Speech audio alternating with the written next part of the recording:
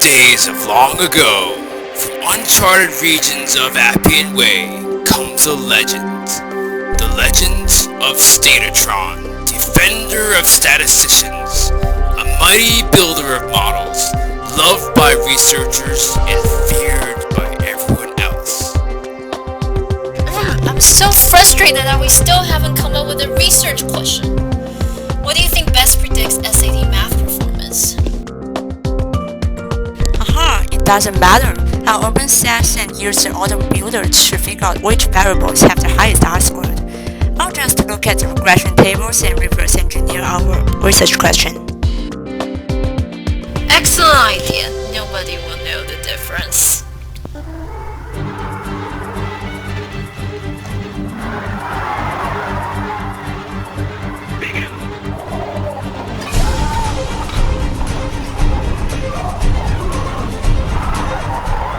Now, let's look at the bivariate descriptives. What do you see in this scatter plot? Well, it looks homoscedastic, no unusual points, strong linear association.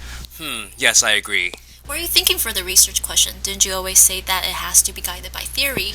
Yes, that's a good point. I'll have to carefully consider which effects I want to study, like 8th grade math score, academic intensity, high school GPA. Hey, don't forget about me, homework time! I'm statistically significant in the pairwise correlation matrix! Everyone's significant at 0.05. What about gender effects? Yeah, that's right. There could be a possible interaction between us. I'm tired of self-interacting. Well, let's get started and follow the careful steps of hypothesis testing. Sound off! To StataTron! Let's build this model! I'm Math 8. I'm female. I'm SES Comp. I'm AC level, academic intensity. Don't forget homework time! I'm homework time! Homework time! So, guys, how about this research question? Is there an association between gender and SAT math scores while holding Math 8 AC level, SES Comp, and homework time constant? Guys? I'm not interested in looking at gender for this study. But that would mean that we're throwing out years of gender-based educational research. Math 8, what are your thoughts? I thought we had an interaction. You can't throw out a main effect just like that. The variables have to be chosen based on the researcher's questions. I can't do anything. Besides, you have a really small semi-partial R-squared. Oh, female, what's wrong? They won't include me. Oh, you still have a small enough p-value. Besides, homework time's partial correlation is so small. Those sexist variables. Let me look at the regression taxonomy table again. This interaction term. Even if our interaction isn't in the final model, the good king still has to discuss it. I remember the days when we were testing for our interaction. In the words of our mentor, Professor Mason, I leave you with this quote. Data is the sword of the 21st century. Those who wield it well, the samurai.